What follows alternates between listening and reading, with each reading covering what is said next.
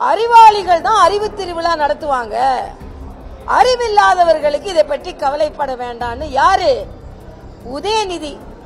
அறிவாளியா இருக்கிறதுனால தான் நீங்க துணை முதலமைச்சர் ஆனீங்களா? நீங்க வாரிசா இருக்கிறதுனால துணை முதலமைச்சர் ஆனீங்க. நேற்று தம்பி விஜய் அவர்களின் கட்சி இதற்கு ஆர்ப்பாட்டம் நடத்தியே இருக்க கூடாது. ஏன்னா காங்கிரஸ் கூட இருந்தா உங்களையும் சேர்த்து இழுத்து மூழ்கி அடிச்சிருவாங்கன்றத இன்னொரு பாடமாக நீங்கள் கற்றுக்கொள்ளுங்கள் என்பதை நான் தெரிவித்துக் கொள்கிறேன். தம்பி விஜய் சொன்ன மாதிரி ஒன்னு டிவிகே ஒன்னு டிஎம்கே கிடையாது, கூட்டணி. ஏன்னா டிஎம்கே தனியாவே நிக்கலையே, கூட்டணிக்கு தான் இப்ப போட்டி. அதனால இன்னைக்கு திமுக தலைவர் அண்ணன் ஸ்டாலினுக்கும் முதல்வர் ஸ்டாலினுக்கும் எதிர்கட்சி இண்டி கூட்டணிக்கும் பீகார் மக்கள் பதிலளித்திருக்கிறார்கள். அதிகமாக வாக்குச்சாவடிக்கு வந்து பதிலளித்திருக்கிறார்கள். ஜனநாயக முறைப்படி ஒரு நடவடிக்கைக்கு ஜனநாயக முறைப்படி பதிலளித்திருக்கிறார்கள். இதுதான் உண்மை. இதுக்கு பிறகு யாரும் எஸ்ஐஆர் பத்தி தவறா முன்னிறுத்த வேண்டாம். நேற்று தம்பி விஜய் அவர்களின் கட்சி இதற்கு ஆர்ப்பாட்டம் நடத்தியே இருக்க கூடாது. ஏன்னா கட்சி தொண்டர்கள் பிஎல் அண்ணன் கராத்தே தியாகராஜன் மிக அழகாக சொன்னார்கள். பிஎல்ஓ அவர்கள் அலுவலர்கள், பிஎல்ஏ 2 அப்படின்னு நம்ம கட்சி தொண்டர்கள் தான் அவங்க கூட இருக்கிறாங்க. எதெல்லாம் வரைவு வாக்காளர் பட்டியல்ல வருதான்னு பார்க்கலாம். வரலனாலும் பின்னால நேரம் இருக்கு நமக்கு. ஆனால் ஒரு தூய்மைப்படுத்தப்பட்ட பட்டியல் நமக்கு கிடைக்க போகிறது. இதுல இன்னைக்கு காலையில உதயநிதியோட பேச்சை நான் பார்த்தேன். டிவியில பேசிக்கிட்டு இருக்காரு. அறிவாளிகள் தான் அறிவு திருவிழா நடத்துவாங்க, அறிவில்லாதவர்களுக்கு இதை பற்றி கவலைப்பட வேண்டாம்னு யாரு? உதயநிதி. அறிவாளியா இருக்கிறதுனால தான் நீங்க துணை முதலமைச்சர் ஆனீங்களா? நீங்க வாரிசா இருக்கிறதுனால துணை முதலமைச்சர் ஆனீங்க. ஆணவம் வேண்டாம் உதயநிதி அவர்களே, ஆணவம் வேண்டாம். நீங்க அறிவு திருவிழா நடத்திட்டு பேரை வச்சுக்கிட்டா உங்கெல்லாம் அறிவாளிங்க மாதிரியும் மற்றவங்க எல்லாம் அறிவிலிங்க மாதிரியும் பேசுறீங்க. ஆணவம் வேண்டாம்.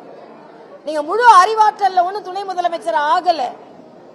அது மட்டும் இல்ல, அவர் இன்னைக்கு சொல்றாரு திருடனுக்கு தான் போலீஸ்காரனை பார்த்து பயம்.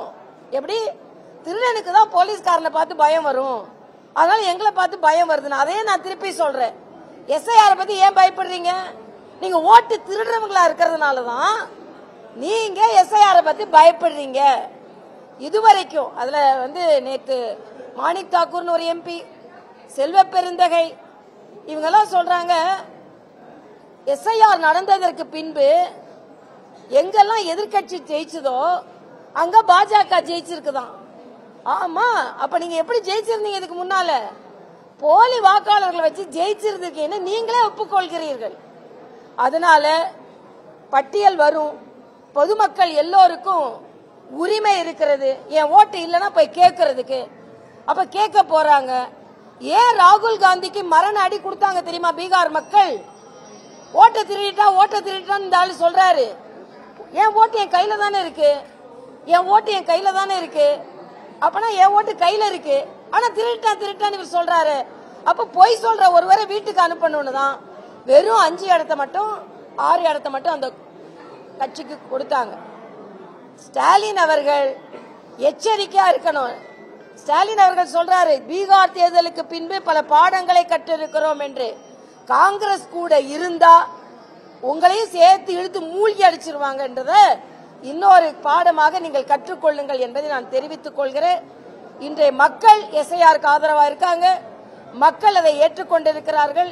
அதனால இன்றைய காலகட்டத்தில் தமிழகத்தில் தேசிய ஜனநாயக கூட்டணிக்கும் இண்டி கூட்டணிக்கும் தான் போட்டி. இல்ல தம்பி விஜய் சொன்ன மாதிரி ஒன்னு டிவிகே ஒன்னு டிஎம்கே கிடையாது, கூட்டணி. ஏன்னா டிஎம்கே தனியாவே நிக்கலையே, கூட்டணிக்கு தான் இப்ப போட்டி. அதனால வியூகம் எப்படி அமைக்கப்படுகிறது என்றால் திமுகவை வீட்டுக்கு அனுப்ப வியூகம் அமைக்கப்பட வேண்டும். அந்த வியூகத்துல யாரெல்லாம் சரியா பயன்படுத்திக் கொள்கிறீர்களோ அவர்களை மக்கள் பாராட்டுவார்கள். தம்பி விஜய் போன்றவர்கள், பிரசாந்த் கிஷோர் போன்றவர்களிடம் அவங்ககிட்ட தான் அறிவுரை கேட்டாங்க. பாடமும் கற்றுக்கொள்ள வேண்டும் என்பது எனது கருத்து.